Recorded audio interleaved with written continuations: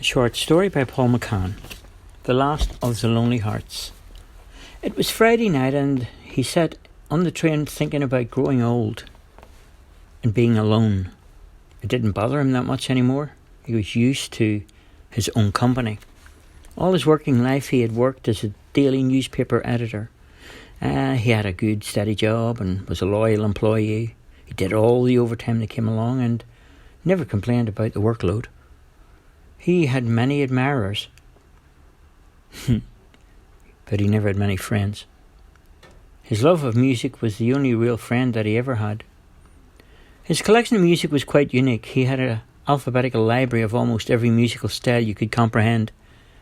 He had a song for any occasion and music for any mood. He enjoyed it all alone, in a comfortable home, in the fastest growing real estate area in the country. The train pulled into the station and he got up from his seat and departed from the train. He placed his season ticket into the slot at the turnstiles. They opened for him and it wasn't long before he found the heart of the city. Taxi cabs were picking up passengers and the cafes were full of romantic couples out for the evening. Restaurants and fast food joints were packed with people filling their mouths with exotic food. Outside the cinemas, impatient teenagers were queuing up to see the latest movie. He had no plan of where to go. He just wandered through the streets until he found something that appealed to him. Some ethnic gangs were roaming through, and yet there was no trouble.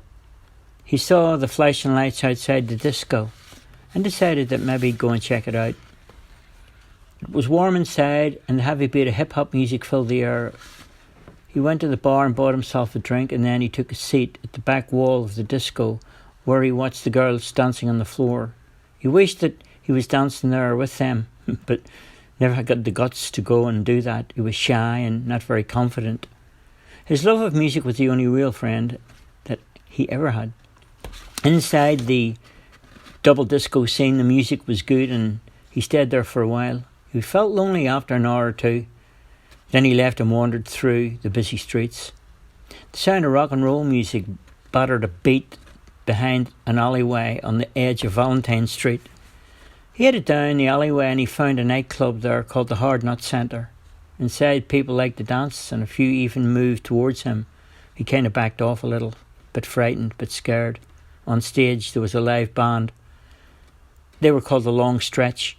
He made his way over to the stage and stood right in front of the band, who were all over 6 foot tall. Maybe that's where they got the name for the band, The Long Stretch. Their long, lanky legs almost seemed strange. It looked like as if they were propped up on stilts, playing their guitars, but he didn't mind how they looked because their music was real good. When the band played the latest number one, Lonely Heart, he couldn't control himself and he started jumping up and down in one spot. When the lead guitarist of the band saw him, he reached out his hand and invited him up on stage.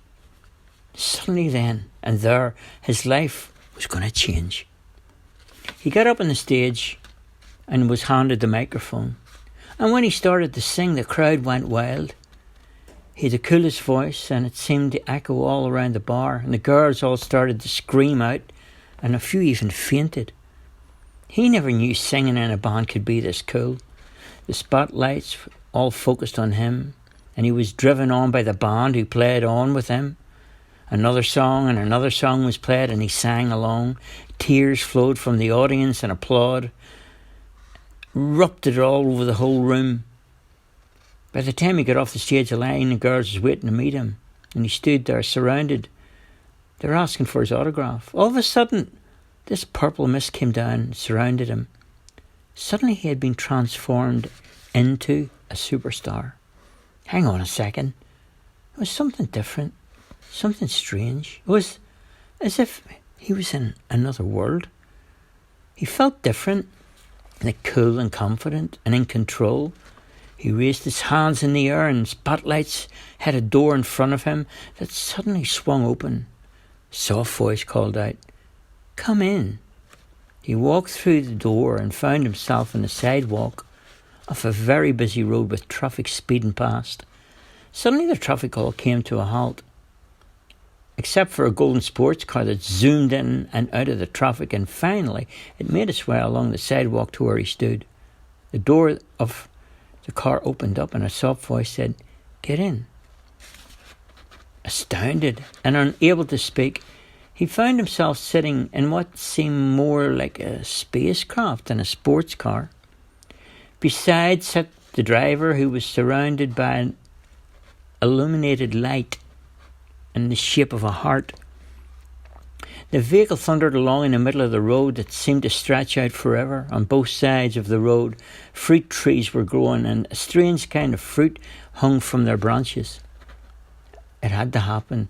They lifted off the ground and they were airborne. Still unable to speak, he looked beyond the windscreen of the green-coloured sun that hung in a distant horizon, splattered with pink clouds. The sky was a blanket of rusty-coloured patches with large birds clinging to the edges of it. The strange craft wafted through pink clouds and descended down to a runway. It hovered beside a steel trapdoor that opened up, and three creatures with pear-shaped heads and large eyes approached. They were dressed in long garments that covered the entire length of their body. The door of the sports car opened and the three creatures got into the car. The doors automatically closed and they were inside. "Wow. You've got the coolest voice," said one of them. Another continued, Yeah, we're real cool. Like we were transfixed." "Oh, yeah, neat man. Nice tones." The driver also joined in. "Great notes. Crisp and clear."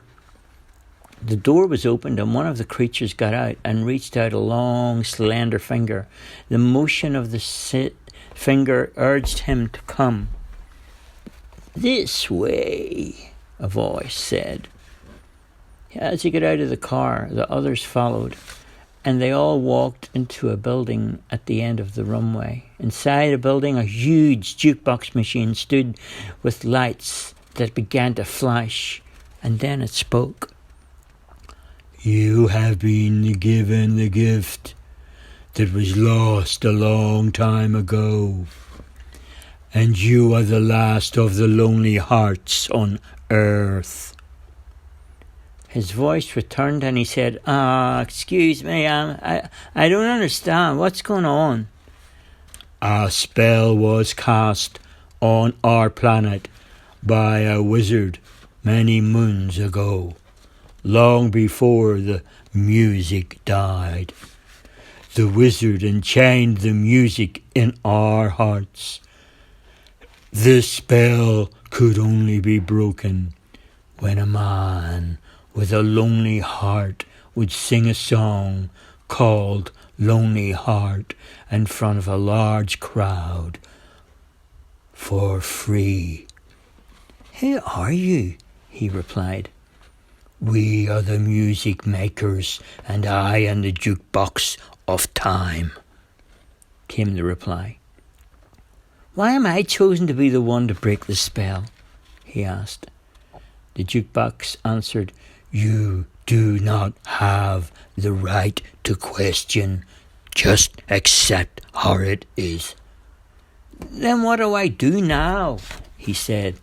The jukebox illuminated with light and said, "You have brought back music to our planet, and we want to thank you. Please tell us how we can repay you, dear friend." "I want to find true love and never be lonely-hearted ever again." "Be free." He walked in through the door and felt arms around him.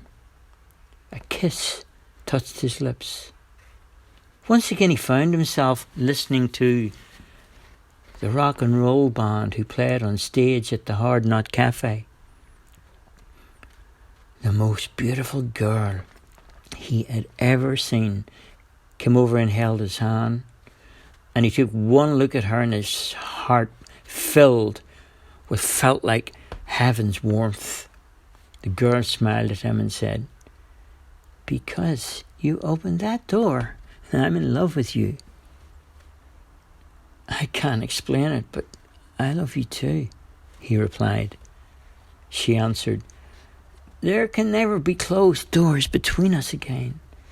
Your love holds the key, and your love will set us free." He looked at her, and the words she spoke came straight from his heart. Be free. They were married and lived a long and a very happy life in a place called Valentine's Village. The end.